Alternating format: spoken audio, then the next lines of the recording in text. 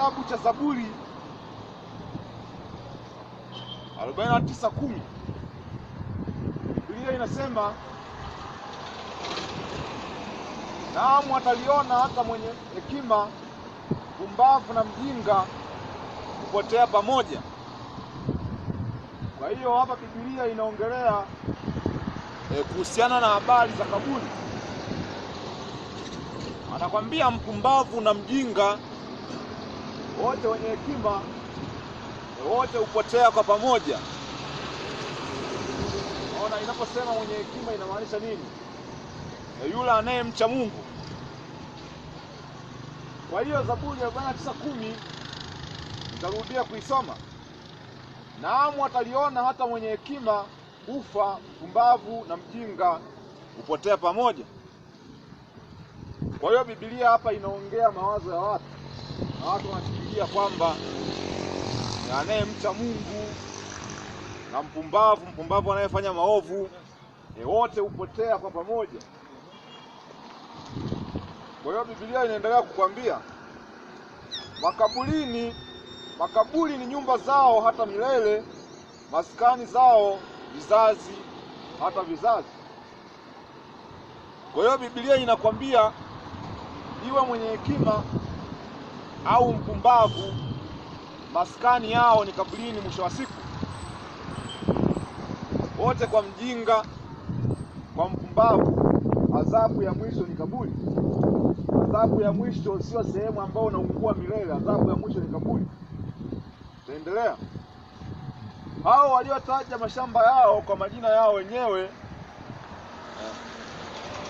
Kwa hiyo umekuta watu wameita mpaka miji. Kwa mfano ukienda Dar es Salaam kuna kwa Msuguri. Lakini Msuguri sasa hivi yuko wapi? Biblia ndio inakwambia hivi. Mwisho wa mpumbavu, mwenye hekima na mjinga, mwisho wao wote ni kaburini.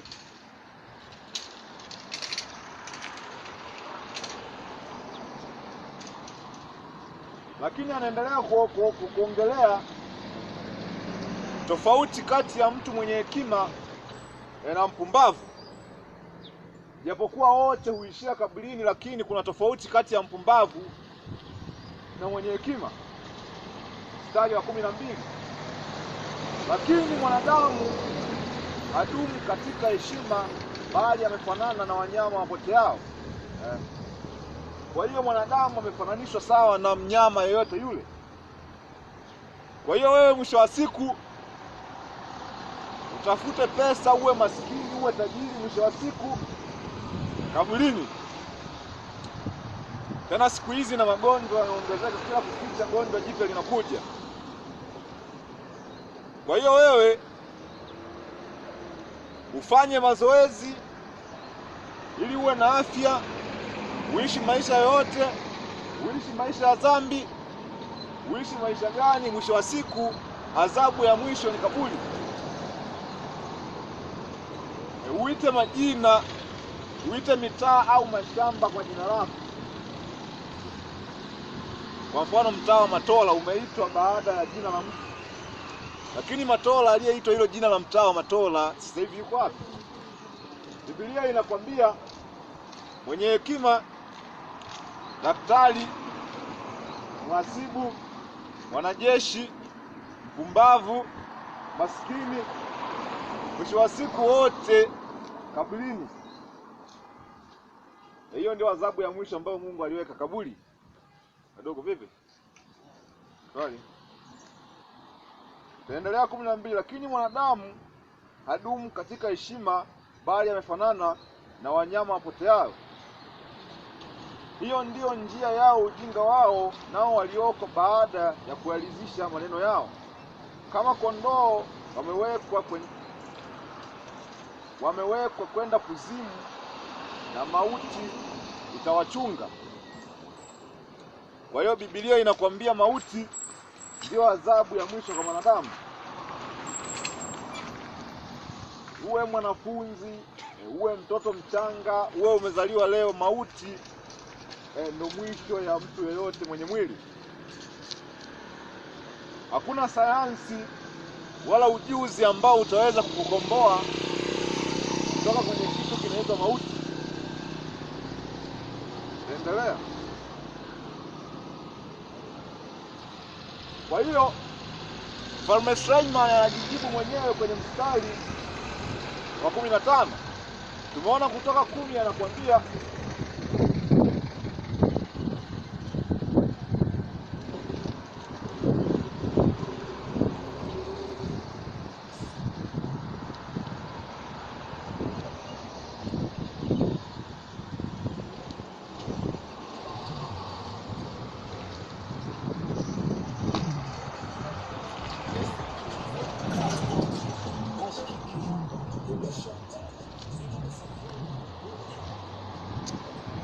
kwa hiyo tuendelee.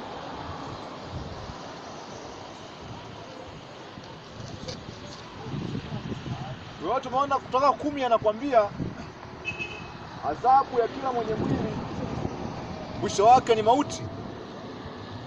Lakini tukija mstari wa 15 anakuambia bali Mungu atanikomboa nafsi yangu, ataniokoa mkononi mwa kuzimu, maana atanikaribisha. Kwa hiyo hapa tunaona ya kwamba mwisho wa wote wenye mwili, uwe daktari, uwe maskini, uwe tajiri, mwisho yao ni kuzimu. Lakini mstari wa 15 Biblia inakwambia awezaye kukomboa kutoka mauti ni Mungu mwenyewe.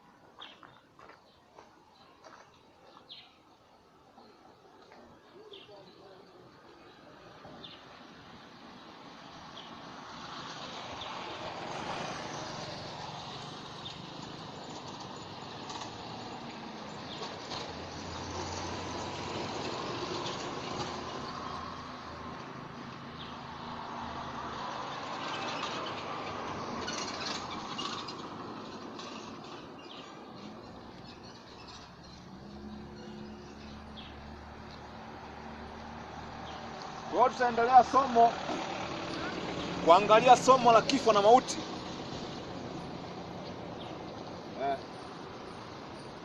Kuna maisha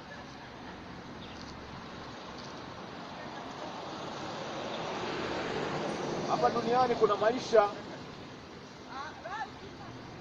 kuna kifo na mauti. Na Biblia inakwambia kaburi ndio adhabu ya mwisho ambayo Mungu ameiweka hapa duniani. Hakuna sayansi ambayo itakuja kuzuia hilo swala. Lakini kuna maisha baada ya kaburi, na hayo maisha yapo hapa duniani. Kuna maisha baada ya kaburi.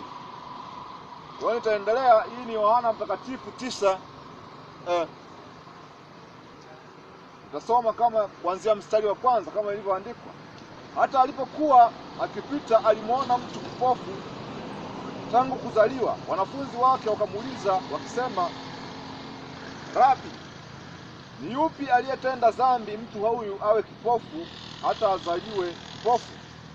Kwa hiyo Biblia inakwambia Yesu alipokuwa akipita, wanafunzi wake walimwambia, je, walimwona kipofu, kama wanafunzi wake wakauliza, je, kati ya huyu kipofu au wazazi wake ni nani aliyetenda dhambi ili huyu jamaa azaliwe kipofu?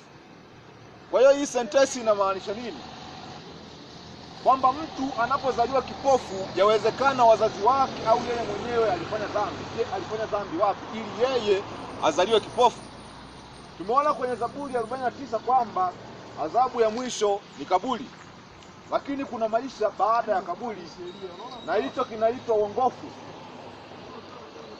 Mtu unapofanya dhambi hapa duniani ukafa, unarudi tena kama Elia alivyorudi. Unarudi kutumikia adhabu yako au kuishi maisha kulingana na ulivyoishi huko nyuma.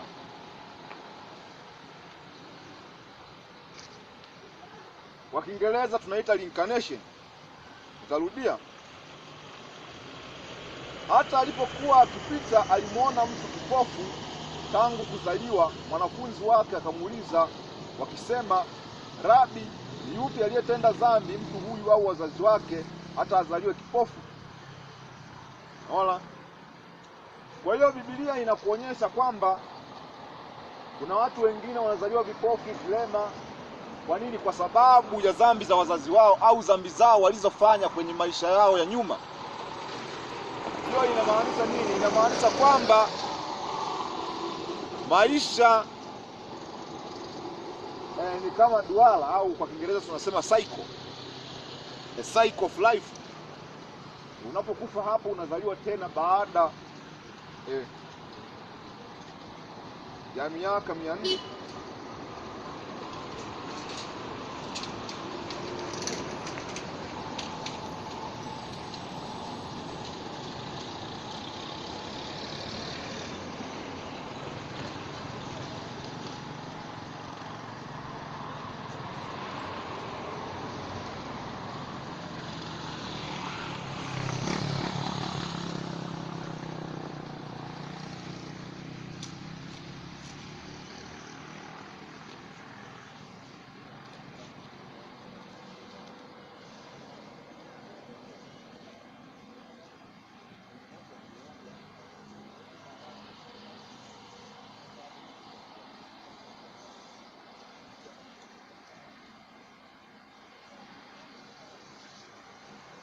Kwa hiyo hiki tunaendelea kwenye hiyo.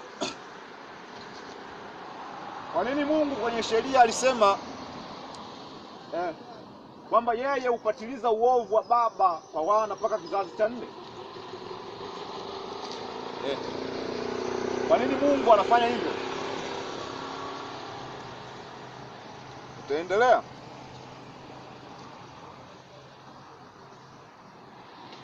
Ni Kutoka 20, nitaanzia mstari wa kwanza. Mungu akanena maneno haya yote akasema, mimi ni Bwana Mungu wako aliyekutoa katika nchi ya Misri, katika nyumba ya utumwa. Msiwe na miungu mingine ila mimi. Kwa hiyo huyu ni Mungu anatoa agizo kwa wana wa Israeli, kwa sababu Biblia, sheria, Injili na Torati vimeandikwa kwa ajili ya wana wa Israeli tu. Kwa hiyo Mungu alipokuwa anawaambia wana wa Israeli kwamba mimi ni Mungu wako niliyekutoa Misri. Maana ya Misri inamaanisha nyumba ya utumwa, kutoka katika neno la Kigiriki. Tuendelee. Usijifanyie sanamu ya kuchonga. Mstari wa 3, usiwe na miungu mingine ila mimi.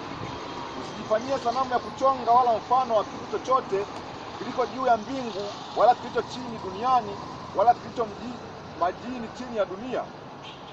Usivisujudie wala kuvitumikia, kwa kuwa mimi Bwana Mungu wako ni Mungu mwenye wivu, na wapatiliza wana maovu ya baba zao hata kizazi cha 3 na cha 4 kwa wanitukiao.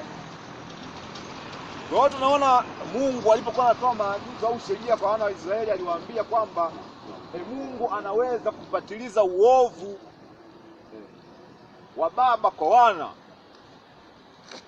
Kwamba Biblia inakwambia Mungu anaweza kupatiliza uovu. Hiyo inamaanisha nini? Kupatiliza uovu wa baba kwa wana mpaka kizazi cha 4. Na kwa nini iwe kizazi cha 4?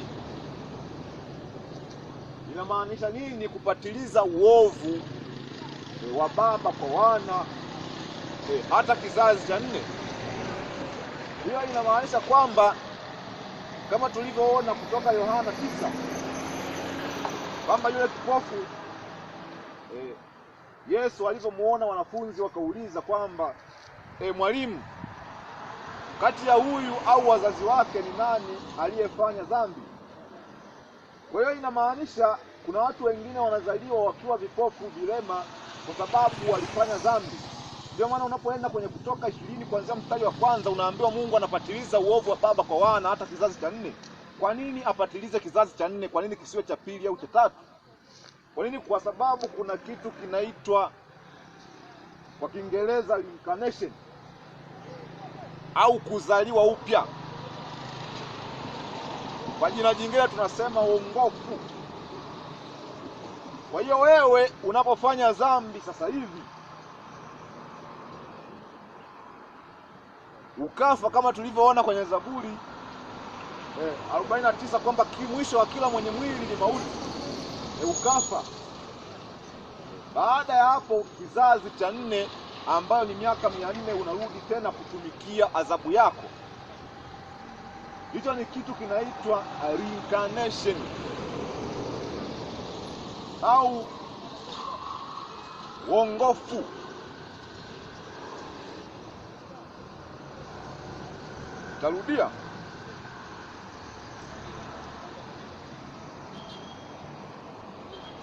Tarudia mstari wa 5. Usivisujudie wala kuvitumikia, kwa kuwa mimi Bwana Mungu wako ni Mungu mwenye wivu, na wapatiliza wana maovu ya baba zao hata kizazi cha 3 na kizazi cha 4 na watumikiao. Kwa hiyo Mungu anasema kupatiliza uovu. Kwa nini kiwe kizazi cha 3 au cha 4? Kwa nini kisiwe cha kwanza au cha pili? Unaposema kizazi cha 4 unahesabu kutoka kwa baba, unahesabu vizazi vinne, 1 2 3 4. Wewe kutoka kwa baba 1 2 3 4, Mungu pale ndio anapatiliza uovu. Na kwa nini kiwe kizazi cha 3 na cha 4? Kwa sababu kizazi cha 3 na cha 4 wewe unakuja hapa duniani tena.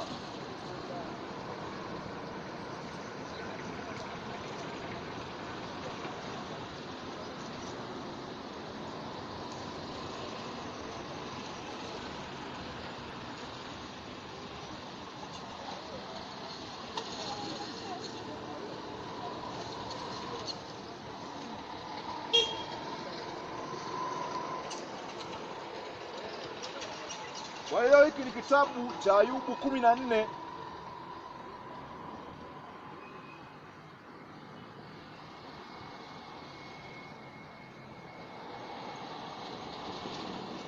Ayubu 14 kuanzia 13. Tutasoma, laiti ungenificha kuzimuni. Tunapoongelea kuzimu tunamaanisha inaweza ikawa kaburi. Kaburi inaweza ikawa kuzimu. Unapoishi maisha magumu kama Waafrika wengi, sisi tunaishi kuzimu. Maisha magumu hapa Afrika, unakula mlo mmoja, hiyo ni kuzimu. Kuzimu inaweza kumaanisha unaishi maisha magumu. Au kaburi. Kaburi ni kuzimu kwa sababu hakuna mtu anayependa kwenda kaburini. Kuzimu sio sehemu ambapo unaungua milele. Kuzimu ni sehemu ya chini ya kimaisha au sehemu ya chini ya ardhi. Hiyo ndio kuzimu. Kaburi, mauti, utumwa, maisha magumu, una ukimwi na mambo kama hayo, hiyo ni kuzimu hiyo. Laiti ungenificha kuzimuni, ukanilinda kwa siri, hata ghadhabu zako zitakapopita, na kuniandika muda ulioamriwa na kunikumbuka. Naona. Kwa hiyo tumetoka kwenye Kutoka 20, anasema kwamba Mungu hupatiliza uovu wa wana kizazi cha 4. Nikasema kizazi cha 4 kwa nini? Kwa sababu kizazi cha 4 pale wewe uliyefanya dhambi kwenye kizazi cha kwanza ndio unakuja kizazi cha 4 kutumikia adhabu yako. Na Ayubu anakwambia kwamba Mungu atamkumbuka ajapokuwa kuzimu. Kuzimu kwa Ayubu ilikuwa inaongelea maisha magumu aliyokuwa anapitia Ayubu. Vile vile inaweza ikamaanisha ni kaburi. Kwa hiyo kwa wenye haki, kama tulivyoona Zaburi 49:15 inasema kwamba Mungu huwaongoza wenye haki. Kwa hiyo mtu unapokufa kizazi cha 4 unakuja tena. Kwa hiyo watu wanapowafundisha kwamba kula maisha, ponda raha.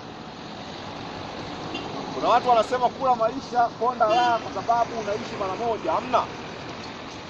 Watu hapa duniani hawaishi mara moja. Unakufa unakuja tena. Unakufa unakuja tena. Kwa Kiingereza hiyo tunaita reincarnation. Unapoenda kwa mataifa kama Korea ambao wametunza tamaduni zao toka zamani, kuna kitu kinaitwa reincarnation.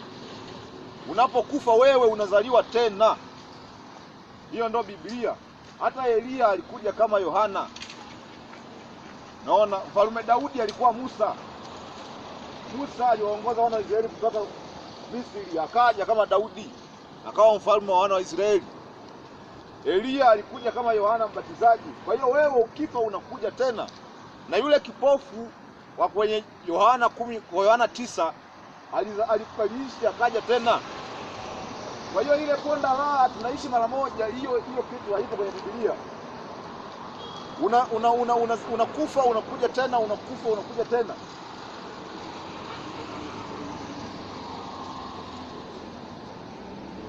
Taendelea.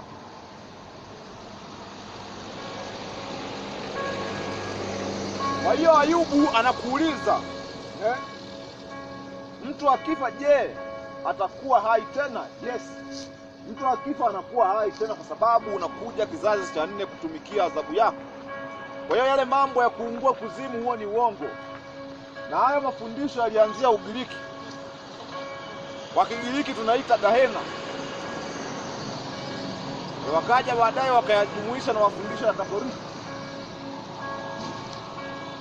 Siaona atakuwa hai tena. Mimi ningengoja siku zote za vita vyangu, hata kufunguliwa kwangu kunifikie. Unaona?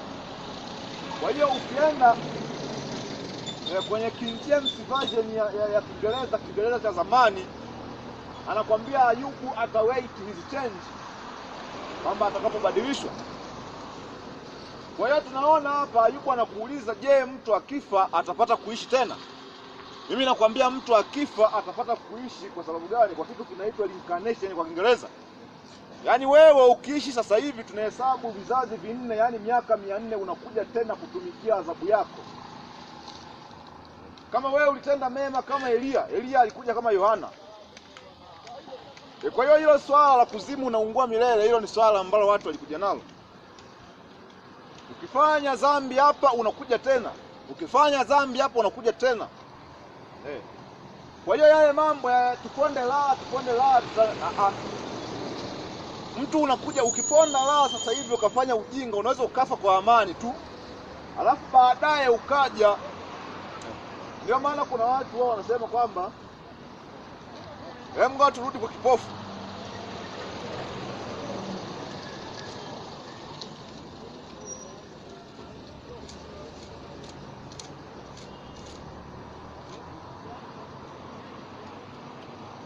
Kwa hiyo tunasoma habari za kipofu hapa kutoka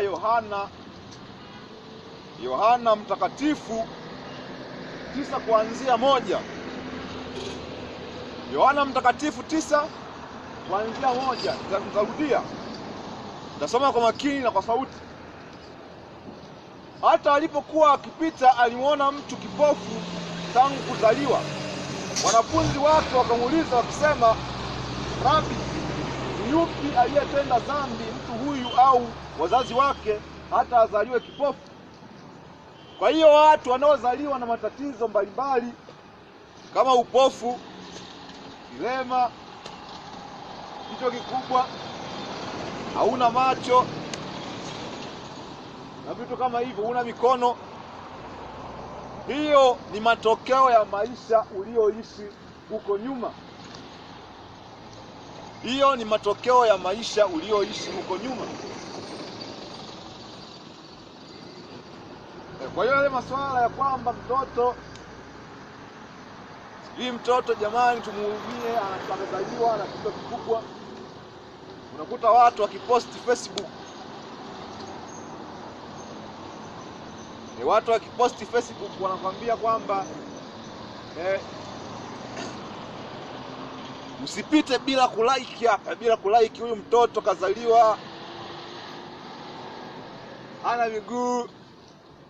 Huyu mtoto kazaliwa hana kichwa kikubwa, ana kichwa kikubwa.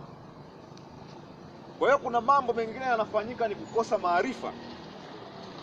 Unakuta mtu kaposti picha ya mtoto pale Facebook amezaliwa na kichwa kikubwa, alafu anakuambia usipite hapa bila kuweka like. Lakini hawajui kwamba yule mtoto ile ni adhabu yake kwa maisha aliyoishi huko nyuma.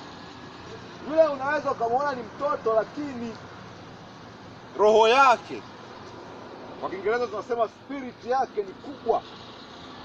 nzima, hakuna spirit ndogo wala kubwa, yote ni sawa. Kidogo pale ni mwili au utashi. Unapoenda kiroho, mtoto mdogo, mtu mwenye miaka 50, wote roho zao ziko sawa, zina umri sawa. Kilicho kidogo pale ni mwili au utashi au akili. Kwa hiyo mtu anapozaliwa kichwa kikubwa, hana mikono, hana miguu, hana miguu, hana mikono, hizo zote ni adhabu kwa maisha aliyoishi huko nyuma. Kwa hiyo ile tuponde raha, maisha tunaishi mara moja, huo ni ujinga. Maisha yanajirudia. Maisha ni mzunguko, unakuja, unaenda, unakuja ulipoanzia. Unazaliwa tena.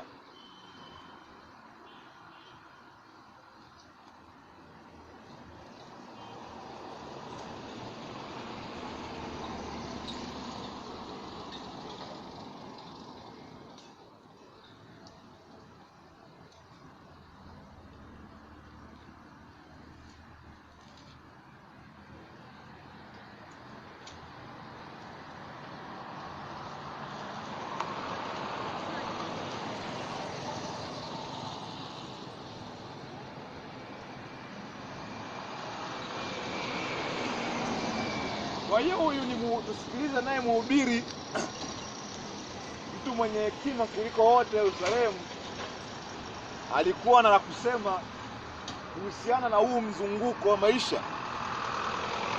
Unaona? Maneno ya mhubiri mwana wa Daudi, mfalme katika Yerusalemu. Mhubiri asema, ubatili mtupu, mambo yote ni ubatili. Mtu ana faida gani ya kazi yake yote aifanyayo chini ya jua? Kwa hiyo tunaona Biblia inasema ubatili, kuna faida gani kwa mambo mtu anayowafanya chini ya jua? Hii haimaanishi kwamba usifanye kazi. Hapa mhubiri kuna kitu anataka kukuambia. Unaona, mhubiri hapa kuna kitu anataka kukuambia kuhusiana na huu mzunguko wa maisha, kwamba wewe ukifa leo unazaliwa baada ya miaka 400. Kitu kinachoitwa kuzimu unaungua milele. Hicho ni kitu ambacho kanisa Katoliki walikuja nacho. Na ni vitu ambavyo kwenye Biblia havimo. Kizazi huenda, kizazi huja, nayo dunia hudumu daima. Kwa hiyo kuna wale wengine wanaosema kwamba siku za mwisho sijui dunia itaangamizwa, itatupiliwa mbali. Ni kwamba wale hawaelewi kwamba Biblia ilimaanisha nini pale. Kwa sababu Biblia inakwambia Mungu si kigeugeu. Kwamba Biblia anamaanisha kwamba Mungu apinganya, akisema hiki anasema hiki, kwa sababu yeye anajua mwanzo ni upi na mwisho ni upi. Kwa hiyo watu wanapokuambia kwamba itafika sehemu dunia itaangamizwa, wao hawaelewi Biblia. Kwanza tunapoongelea dunia au ulimwengu, ni ulimwengu gani au dunia gani itaangamizwa? Hilo ni swali ambalo wanatakiwa kujibu. Kwa hiyo dunia kama dunia au hii sayari, Mungu anakwambia itadumu milele. Hapa ndipo uwanja Mungu anafanyia mambo yake. Nabii moja inapita, nabii nyingine inapita. Kizazi kimoja kinapita, kizazi kingine kinapita. Kwa hiyo hiki kizazi kikipita, hiki kizazi tena kinakuja baada ya miaka 400. Ndio maana Biblia inakwambia Mungu hupatiliza uovu wa wana mpaka kizazi cha 4. Kwa nini kiwe kizazi cha 4 na kisiwe cha kwanza au cha pili? Kwa sababu kizazi kikipita ambacho kilifanya dhambi kinakuja tena baada ya miaka 400. Kwa hiyo hii inaitwa mzunguko wa maisha. Kwa hiyo mambo ya konde la huo ni uongo. Watu tunaishi hapa, tunakuja, tunakufa, unakuja, unakufa, unakuja, unakufa. Ndio maana unaona kuna watu wanazaliwa hawana vichwa, kuna watu wanazaliwa hawana mikono. Kwa nini? Kwa sababu hayo ni matokeo ya mambo waliofanya huko nyuma. Hayo ni matokeo ya mambo waliofanya huko nyuma. Tarudia mstari wa 4. Kizazi huenda, kizazi huja, nayo dunia hudumu daima.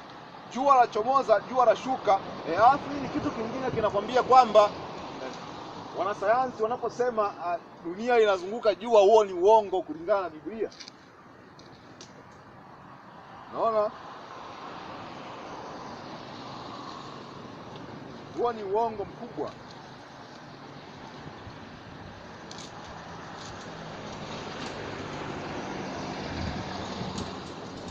Kwa hiyo tutasoma Isaya, kitabu cha Isaya 66:1. Bwana asema hivi, mbingu ni kiti changu cha enzi na dunia ni mahala pa kuweka miguu yangu.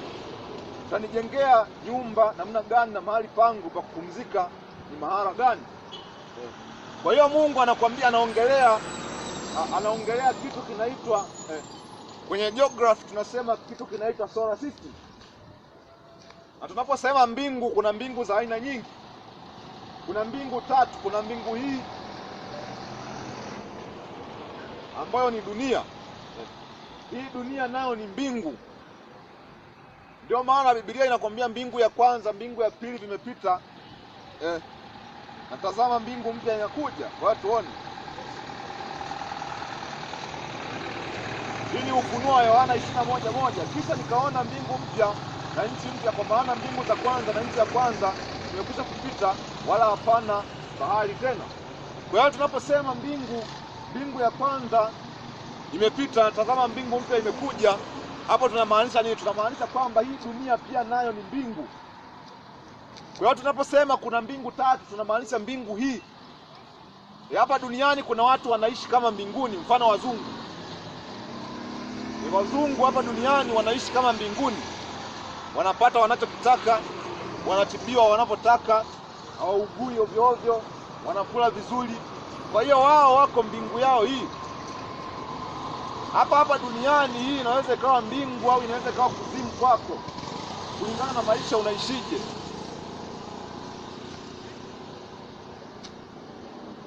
Kwa hiyo tumeona kwa Ayubu 14 anakwambiaje? Ayubu 14 kuanzia 13 na kuendelea, kwamba Mungu alikuwa anamsubiria, Ayubu alikuwa anamsubiria Mungu amtoe kuzimu. Kwa hiyo kuzimu na mbingu viko hapa duniani. Kwa mfano wewe unapokula pilau alafu mwenzako amelala njaa, wewe uko mbinguni, yeye yuko kuzimu. Kwa hiyo kuzimu inaweza ikawa hali ya maisha. Kwa mfano wewe unapoishi maisha mazuri hapa, huko wenzetu Kongo wanaishi maisha ya kukimbia, hana uhakika kwamba kesho atafika.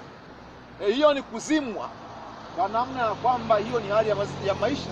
Lakini kuna watu hapa duniani kama wazungu wanaishi vizuri. Kwa hiyo maandiko yanapokuambia natazama nikaona mbingu mpya na nchi mpya, tazama mbingu ya kwanza na nchi ya kwanza vimepita kupita, inamaanisha kwamba dunia ni mbingu pia. Mbingu ya pili ni sehemu wanapoweka satellite. Mbingu ya pili ni sehemu tunaita kwa Kiingereza atmosphere. Alafu mbingu ya tatu ni pale ambapo Mungu anakaa. Kwa hiyo ukienda kwenye dini ya Uislamu wanakuambia kwamba kuna mbingu 7. Lakini nikwambia hakuna mbingu 7, kuna mbingu 3 tu. Na mbingu ya kwanza ni hapa duniani. Ndio maana tunasema kwamba ufalme wa mbinguni kama tunasema ufalme wa mbinguni uko ndani yako. Kwa Kiingereza the kingdom of heaven is within.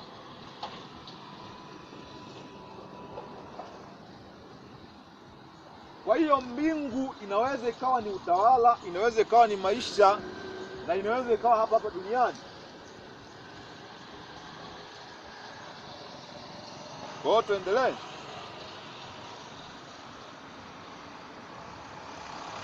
Kwa hiyo jua la chomoza, jua la shuka na kufanya haraka kwenda mahali pa mawio yake. Kwa hiyo hii inakuonyesha kwamba kulingana na Biblia kwamba kitu kinachoitwa solar system kwenye geography ni uongo.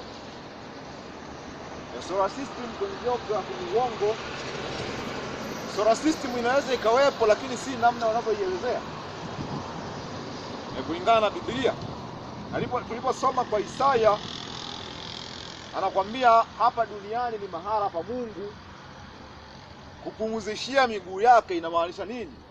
Yaani mambo yote na nabii zote zinatendeka hapa duniani. Kwa hiyo hapa duniani ni kama vile jukwaa. Hii dunia ni kama vile jukwaa la vitu kutendeka, Mungu kufanya mambo yake, Mungu kudhihirisha ukuu wake. Kwa hiyo inamaanisha nini? Kwa hiyo inamaanisha dunia ndio kama kambi kuu. Hii dunia ndio ipo katikati ya kitu tunaita mzunguko wa sayari. Hii dunia ipo katikati kulingana na Biblia. Kwenye geography tunasema solar system. Kwa hiyo hii dunia ipo katikati, au kwa Kiingereza tunasema center ya solar system, kulingana na Biblia. Kwa hiyo hii dunia ni sehemu au ni kambi ambapo Mungu anatimizia nadhiri zake. Hapa duniani kuna maskini, hapa duniani kuna wagonjwa, hapa duniani kuna watu wanapigana vita, hapa duniani kuna watu wanaugua Ebola. Kwa nini? Kwa sababu hapa duniani panaweza pakawa mbingu alafu pia kuzimu. Wewe unapolala njaa, mwenzako amekula, wewe uko kuzimu, mwenzako uko mbinguni. Wewe na mzungu yeye yuko mbinguni, wewe uko kuzimu. Kwa hiyo maisha ndio yanaenda hivyo. Kwa hiyo tunarudi tena kwenye Mhubiri, tunaendelea na swala letu kwamba unaweza ukafa alafu ukaja tena, na hiyo ina sheria zake.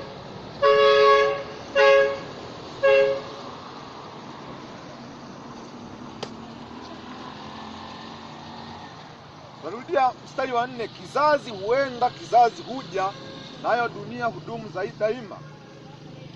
Kwa hiyo kizazi kimoja kinaenda kinarudi tena kwenye kitu kinaitwa mzunguko wa maisha. Ndio maana Mungu akaweka jua, unapojiona linaenda huku, jua linatoka huku, jua linazama huku. Upepo unatoka kusini unaenda kaskazini. Majira yanapofika upepo unatoka kaskazini kwenda kusini. Utasoma kwenye geography hilo swala. Mungu kaweka hii kitu tunaita nature ili wewe uweze kujifunza. Na mzunguko wa maisha upo kama vile jua linapochomoza na kuzama. Kwa hiyo wanapokuambia tunaishi mara moja, watu wanakuambia tunaishi mara moja, kwa hiyo ishi maisha yako kadri unavyoweza.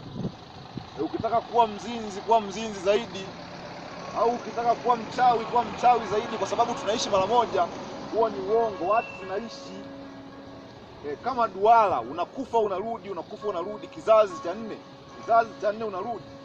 Ndio maana watu ni maskini, mwingine tajiri. Kwa nini? Wewe ukiwa maskini maisha yako yote, inaonyesha kwamba unatumikia adhabu kwa mambo uliyoyafanya huko nyuma. Kwa hiyo kwa Kiingereza hiyo tunaita the cycle of life. Na unaenda kuikuta kwenye Mhubiri 1:4. Tunaita the cycle of life. Jana wewe. Kwa hiyo unapoona jua linatoka linaenda, hiyo ina symbolize the cycle of life. Au kwa maana nyingine tunaita reincarnation, back to the body, kwamba roho yako inarudi kwenye mwili. Mama yako na baba yako wanapokutana, ile nafsi inaingia kwa mama, alafu inakuzwa inakuwa mtu. Kwa hiyo ile nafsi huwa haifi. Wewe unapokufa mwili unaenda chini, nafsi inabaki. Ile nafsi inaenda juu, baada ya miaka 400 inarudi tena.